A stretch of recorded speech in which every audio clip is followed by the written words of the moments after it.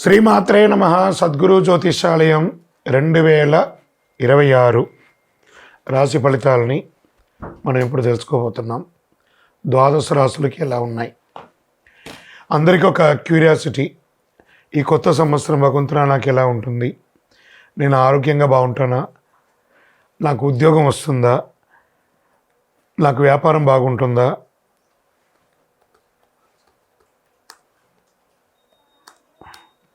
నాకు real estate బాగుంటుందా? ఇలా ఒక్కొక్కరికి ఒక్కొక్క రకమైనటువంటి ఆలోచన. ఉగాది తర్వాత శ్రీ పరాభవనామ సంవత్సరం కూడా వచ్చేస్తుంది. దాని తర్వాత మనం ఉగాది పంచాంగ శ్రవణాన్ని కూడా మనం చేసుకుంటాం. ఈలోపు ఈ జనవరి 1వ తారీఖు నుండి డిసెంబర్ 31 వరకు ఈ ద్వాదశ రాశులకి ఎలా ఉందో తెలుసుకోబోతున్నాం. అన్నిటికంటే ముందు జాతకం అనేది పడుతున్న వర్షానికి ఒక గొడుగు మాత్రమే, కానీ జాతకం జీవితం కాదు.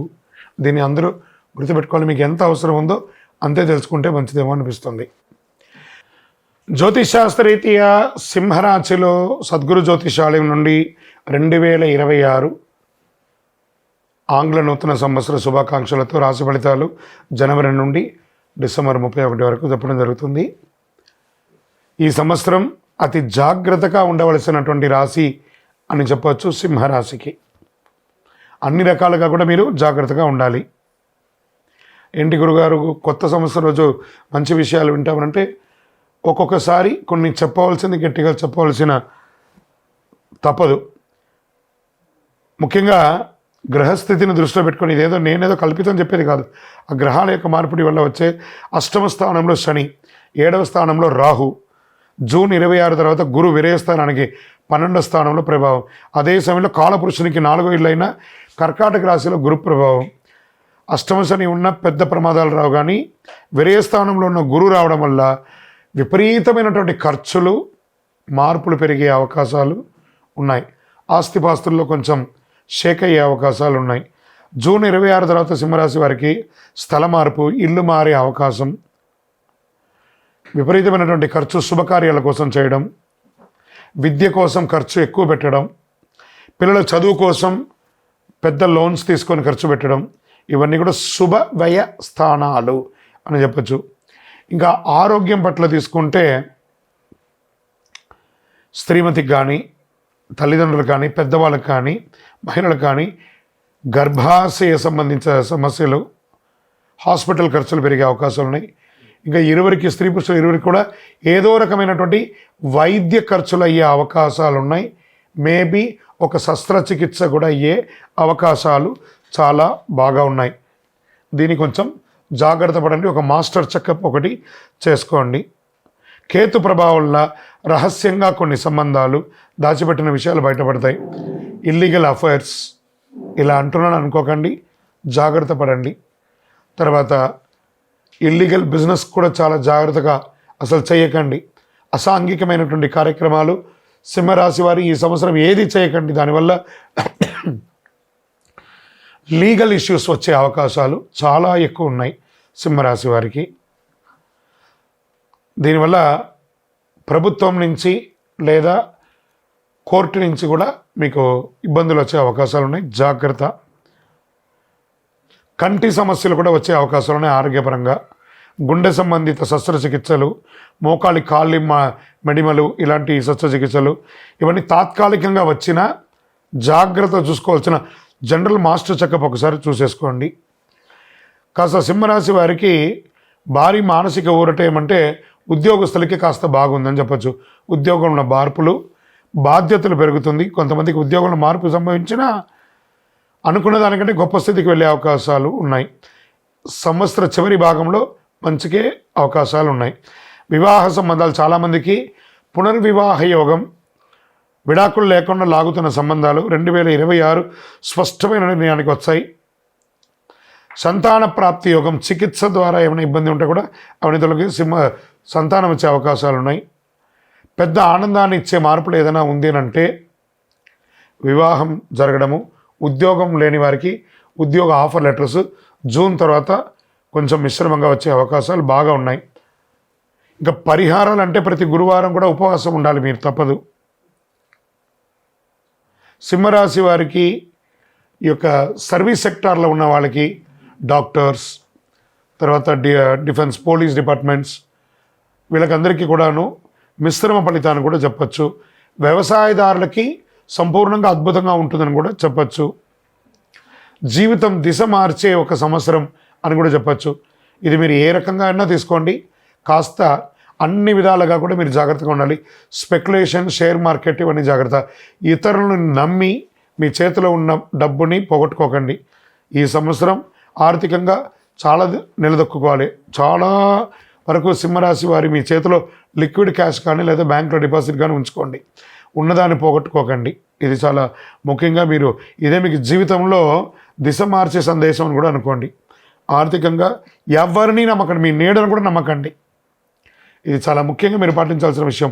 నవగ్రహాలకి ప్రతి శనివారం 19 ప్రదక్షిణాలు చేయండి, 52 వారాలు. అన్ని రకాలుగా మీకు మేలు జరుగుతుంది. ఇంకను మీ వ్యక్తిగత జాతకం, ఇది వచ్చి గోచారంగా చెప్తున్నాను, మీ వ్యక్తిగత జాతకం తెలుసుకోవాలి, అపాయింట్మెంట్ తీసుకోవాలనుకుంటే మాకు దగ్గర మా ఈ నెంబర్కి మీ date of birth, time of birth, place of birth WhatsApp చేయండి. సింహరాశి మిత్రులారా జాగ్రత్త. 2026 అన్ని రంగాల వారికి అద్భుతం జరగాలని అఖిలాండ కోటి బ్రహ్మాండ నాయకుడు శ్రీ ధర్మశాస్త్ర అయ్యప్ప స్వామి వారిని ప్రార్థిస్తూ 12 రాసుల్లో ఉన్న మీ రాశి వారు యోగంగా ఉండాలి అని ప్రతి రాశి వారికి ప్రార్థన చేస్తున్నాను. తిరుపతికి వచ్చినప్పుడు మన అయ్యప్ప స్వామి వారి 18 అవతారముల దేవాలయాన్ని, కార్యసిద్ధి కలిగించే 18 అవతారముల దేవాలయాన్ని దర్శనం చేసుకోండి. విజయోస్తు. వైకుంఠ ఏకాదశి ఈ ధనుర్మాసంలో ఉన్నటువంటి ఒక గొప్ప పండుగ కదా. సంవత్సరంలో ఒకరోజు వచ్చేది ఆ వైకుంఠనాథుని యొక్క అద్భుతమైనటువంటి రోజు. ఆ రోజు తెల్లవారుజామున అందరూ అభ్యంగన స్నానం చేసి విష్ణు సహస్రనామ పారాయణం చేసి ఇల్లంతా కూడా ప్రాణించల్లి గడప వచ్చి చక్కగా ఉపవాసాలు ఉండి ఏకభుక్తం చేసి విష్ణు సహస్రనామాలు చేసి స్వామి దేవాలయాలు దర్శనం చేసుకునే వైకుంఠ ద్వార దర్శనం చేసుకునే ఒక అలవాటు.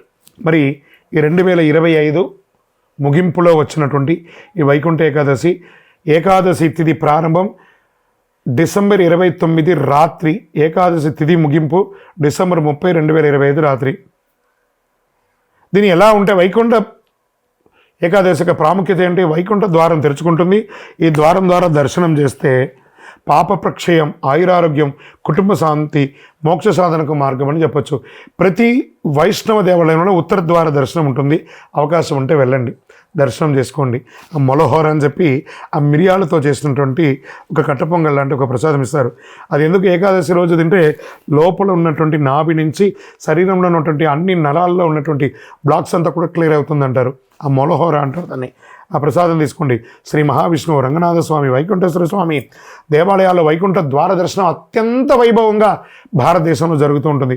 దీని పూజా విధానంగా ఎలా చేసుకోవచ్చు అంటే బ్రాహ్మీ ముహూర్తంలో స్నానం, విష్ణు పూజ, తులసి దళాలు, పసుపు పుష్పాలు పెట్టడం, నైవేద్యం పండ్లు, పాయసం ఇవ్వడము, విష్ణు సహస్రనామం పారాయణ చేయడం, నారాయణ స్తోత్రం, వీలుంటే భగవద్గీత 700 శ్లోకాలు పారాయణం. ఇంతకంటే గొప్ప ఉంటుంది. ఉపవాసం, సంపూర్ణ ఉపవాసం అంటే 1 లీటర్ బాదం పాలు తాగడం, ఓ రకరకాల పండ్లు తినడం కాదు, ఉపవసించడం. భగవన్నామస్మరణతో భగవంతుడితో ఉపవసించడం అంటే సెల్ఫ్ హీలింగ్ అనమాట. సంవత్సరంలో ఒకరోజు, ఇది ప్రతి నెల ఉండే ఏకాదశి కూడా చాలామంది చేస్తూ ఉంటారు. ఒకరోజు కడుపు ఎండింది అనుకోండి, లోపల ఉన్నటువంటి వ్యాధులు అన్నీ కూడా క్లియర్ అయిపోతుందట. అంత అద్భుతం అనమాట. ఈ ఉపవాసం ఉండడంతో పాటు జాగరణ, విష్ణునామంతో, నామస్మరణతో దీనిలో ఏమున్నాయి? కలవు వెంకటనాదాయ. తిరుమల తిరుపతి దేవస్థానంలో కూడా 10 రోజుల పండుగగా ఈ యొక్క వైకుంఠ ఏకాదశి ద్వార దర్శనాన్ని చాలా అద్భుతంగా ఏర్పాటు చేశారు. మన పరిసర ప్రాంతాల్లో ఉన్న దేవాలయాల్లో కూడా వెళ్ళండి. మళ్ళీ దాంతో ఏం చేయాలి? ఈ యొక్క జాగరణ విరమణ తర్వాత ద్వాదశి భోజనం 31 డిసెంబర్ 2025 నాడు ఉదయం విష్ణు పూజ అనంతరం ఆహారం స్వీకరించాలి. ఏకాదశి ఉపవాసం ఉండి ఆహారం స్వీకరించడము, లేదా ఒక్కరికైనా ఆహారం పెడితే సాక్షాత్ వైకుంఠనాథుడే వచ్చి మన దగ్గర ఆహారం తీసుకున్నట్ట. ఒక స్ట్రేంజర్స్, ఒక పేదవాళ్ళకైనా ఆహారం పెట్టాలట. ద్వాదశ భోజనం అంటారు దాన్ని. అంత అద్భుతం. దీనివల్ల ఏమొస్తుంది? సంతాన ప్రాప్తి పెరుగుతుంది, ఆర్థిక ఇబ్బందులు తొలగుతాయి, ఆధ్యాత్మికమైనటువంటి వెలుగు జంతలు పెరుగుతుంది. వైకుంఠనాథుడికి ఏ అద్భుతమైనటువంటిది ఏం చేయాలి? ఆ వెంకటేశ్వర స్వామికి ఏం కావాలి? శ్రీనివాస గోవింద, శ్రీ వెంకటేశ గోవింద, వైకుంఠనాథ గోవింద అని ఆ గోవింద గోవింద గోవింద గోవింద నామాన్ని చెయ్యండి చాలు. ఏం చెప్పారు ఆ హనుమంతుల వారు? ఎత్ర ఎత్ర రఘునాథ కీర్తనం తత్ర తత్ర ముఖమస్తకాంజలిం బాష్పవారి పరిపూర్ణలోచనం మారుతిని నమతరాంజ. అయ్యా ఆంజనేయ, నువ్వు ఎక్కడ ఉంటావురా అంటే, ఆ నారాయణ నామస్మరణ ఎక్కడ జరుగుతుందో అక్కడ కన్నీటి పర్యంతం నేను నమస్కరిస్తూ ఆ నామస్మరణ చేసిన వాళ్ళకి సేవకులుగా ఉంటానన్నారట. ఈ వైకుంఠ ఏకాదశి రోజు ఒక్కసారి మీరు నామస్మరణ చేస్తే 1,00,000 సారి నామం చేసినంత ఫలితం. కలవు వెంకటనాథాయ. అలా వైకుంఠనాథుని ప్రార్థన చేయండి, అన్ని రకాల అనుగ్రహం పొందండి. విజయోస్తు. సంక్రాంతి వచ్చిందంటే ఎంత పండగ అందరికీ. చాలా ఇది ఆ నారాయణ సేవ చేసేవాళ్ళు, ఆ గోవులు వెళ్ళేవాళ్ళు ఎంత అద్భుతంగా ఉంటుందంటే, పల్లెటూరులలో అంతా చేస్తే ఆ గొబ్బిలు పెట్టి పూలు పెట్టి ఎంతో అందమైనటువంటి పండగ. దేనికోసం ఇది? అయ్యప్ప భక్తులు కూడా చాలా గొప్పది. భోగికి ముందు చేరాలి, మకర సంక్రాంతి చూడాలి, చాలు చాలు మనకింకా వలదు వలదు ఇక జన్మ. ఇంత అద్భుతం తెలుసా? ఈ భోగికి ముందు అన్ని పాత నెగిటివ్స్ అన్నీ కొట్టుకోబోతుందట. దక్షిణాయన కాలం పోయి ఆ సంక్రాంతి రోజు మకర సంక్రమణంతో ఉత్తరాయణ పుణ్యకాలం పెరుగుతుందట. దీనికోసం బాగా భోగి మంటలు వేసుకుంటారు. అన్ని చెత్త చెదారం అంతా ఎందుకు వేసి కాలుస్తారు? ఏదో మొక్కుబడిగా చేస్తారనుకున్నారా? మాలో ఉన్న దరిద్రం, కామ క్రోధ లోభ మోగ మదమాత్సర్య ఈశ డంబాలన్నింటినీ అగ్ని రూపంలో కాల్చి మేము ఒక ఫ్రెష్గా మారబోతున్నాము. మకర సంక్రమణంతో సంక్రమించాలనుకుంటున్నాము. దక్షిణాయనం పోయి ఉత్తరాయణం పొందుతున్నాం. అద్భుతమైనటువంటి సమయం అండి ఆధ్యాత్మికతకు. కొత్త సంవత్సరంలో, ఆంగ్ల నూతన సంవత్సరంలో మొట్టమొదటి పండుగ అండి ఆ మకర సంక్రాంతి. అద్భుతం. ఎలా పాత అలవాట్లు, పాత కష్టాలు, నెగిటివిటీ ఇవన్నీ భోగి మంటలో దహనం చేసేస్తున్నాం. ఎంత అద్భుతం కదా! భగవంతుడు మనకి ఇచ్చినవన్నీ కొత్త జీవితానికి సిద్ధంగా అవడం. ఆచారాలు, తెల్లవారుజామున భోగి మంటలు, ఇంటి ముందు ముగ్గు గొబ్బిళ్ళు, ఇంటి శుభ్రత, పాత వస్తువులు తొలగింపు, భోగి ఫలం, రోగాలు తగ్గుతాయి, మనసుకు తేలిక, ఇంట్లో శుభ్రత. ఇంకా మకర సంక్రాంతి ఎలా పర్వదినం ఎలా ఉంటుందంటే, సంక్రాంతి మహిమ సూర్యుడు ఉత్తరాయణ ప్రయాణ ప్రారంభం. అప్పటి వరకు 6 నెలలు దక్షిణాయనం ఉన్నాడు కదా. జూలై 15 నుంచి ఇక్కడి నుంచి ప్రారంభిస్తున్నాడు. మకర సంక్రమణంతో ఉత్తరాయణ పుణ్యకాలం స్టార్ట్ అయింది. దేవతలకు అత్యంత ప్రీతికరమైనటువంటి ఉత్తరాయణ కాలం అంటారు. దాన ధర్మాలకు విశేష ఫలం అని చెప్తారు. ఏ విధమైనటువంటి పితృదేవతలకు తర్పణం వదులుతారు కొంతమంది. సూర్యనారాయణ పూజ, ఆరోగ్యం కోసం ప్రార్థన చేసేవాళ్ళు మకర సంక్రాంతి రోజు ఆదిత్య హృదయం చదవండి, సూర్య నమస్కారం చేయండి. అంత అద్భుతంగా ఉంటారు. కొత్త బట్టలు కొండి, చిన్నపిల్లల్ని సంతృప్తి పరచండి. ఎంత అద్భుతంగా ఉంటుందో తెలుసా? పాయసం, చెరుకు, ఇవన్నీ పొంగలి, ఇవన్నీ చెరుకు పెట్టి కుండల్లో, ఇవన్నీ పల్లెటూరులో చాలామంది ఇది చేస్తూ ఉంటారు. ప్రయత్నం చేయండి. ఆ పొంగలి వండి అందరికీ 10 మందికి పెట్టడం చాలా విశేషంగా. మన సౌత్ ఇండియాలో చాలా ప్రాంతాల్లో దీన్ని చేస్తుంటారు. ప్రత్యేకించి తమిళనాడులో దీన్ని చాలా జల్లికట్టు అనే ఒక కార్యక్రమం కూడా చాలా అద్భుతంగా చేస్తుంటారు కనుమ రోజు. ఈ సంక్రాంతి పండుగ చాలా విశేషంగా ఉభయ తెలుగు రాష్ట్రాలు కూడా చాలా చోట దీన్ని చాలా గొప్పగా చేస్తూ ఉంటారు. మరి ఈ యొక్క రోజులో ఏం దానం ఇవ్వాలి? బెల్లం దానం ఇవ్వాలి, నువ్వులు దానం ఇవ్వాలి, నువ్వుల ఉండ తినాలి. మనమందరం కూడా ప్రాంతీయ పద్ధతి ప్రకారం పతంగులు, గాలిపటాలు ఎగరవేస్తాం మకర సంక్రాంతికి. చాలా ఒక అన్నదమ్ములు, అక్క చెల్లెలు, భార్యాభర్తలు, పిల్లలు, బిడ్డ, అల్లుడు కలిసి కట్టి ఆనందంగా సంబరంగా చేసుకునే ఒక మహత్తరమైనటువంటి పండుగ ఏదైనా ఉందంటే సంక్రాంతి. మకర సంక్రాంతి, మకరుడు మారుతున్నటువంటి సంక్రాంతి. ఈ కనుమ పండుగ వచ్చేసింది అనుకుందాం. కనుమ ప్రాముఖ్యత ఏంది? వ్యవసాయదారులకి. అంటే ఒక దున్నపోతు ఉంటుంది సరా, దాన్ని కొట్టి కొట్టి దున్ని దున్ని దున్ని దున్ని కట్టబెట్టి దున్నుతూనే ఉంటారు. దున్నపోతు కూడా ఒకరోజు వస్తుందంటారు చూస్తారా, కనుమండి. ఆ సాక్షాత్ ఆ యొక్క కల్ప వృక్షం అండి, భూలోక కల్ప వృక్షం ఏదైనా ఉందంటే ఆవే అండి.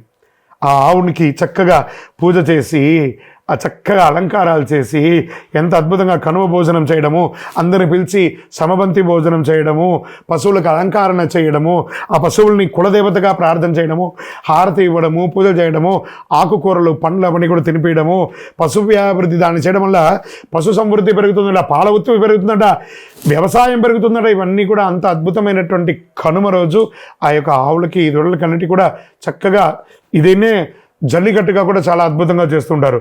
భోగి చెడును వదలడం, సంక్రాంతి శుభాన్ని ఆహ్వానించడం, కనుమ కృతజ్ఞతగా జీవించడం, ఈ 3 పాటిస్తే జీవితం సమృద్ధిగా ఉంటుంది. కొత్త ఆశలు, కుటుంబ కలయిక, ఆర్థిక స్థిరత్వం, ఆరోగ్యం, శాంతి, ఆనందం ఇవన్నీ కూడా కలిసి వస్తుంది. అయ్యప్ప స్వామి వారి భక్తులకు అందరికీ కూడా శుభాకాంక్షలు. మకర సంక్రాంతి అనగానే అయ్యప్ప భక్తులకు అందరికీ కూడా ఒక అద్భుతమైనటువంటి రోజు.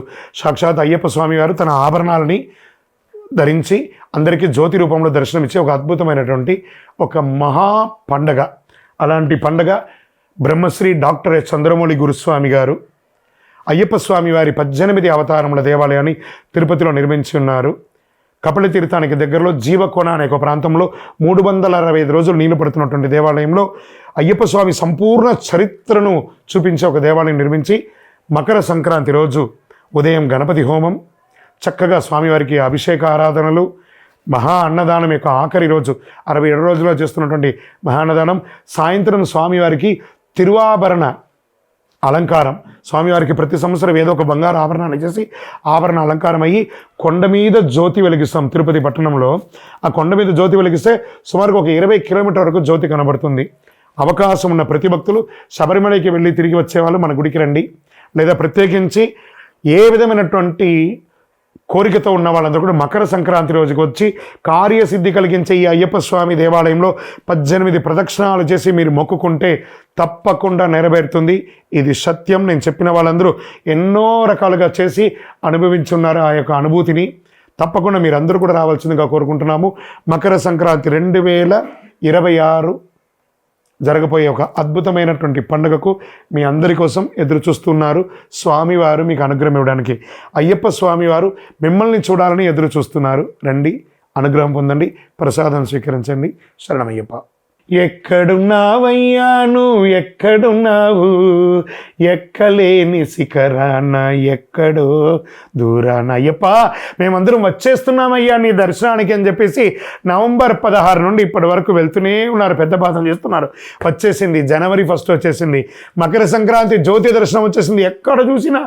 ఎక్కడ చూసినా నీవే అయ్యప్ప అన్నట్టు అద్భుతంగా వేల లక్షల మంది శబరిమలకి వెళ్తూనే ఉన్నారు.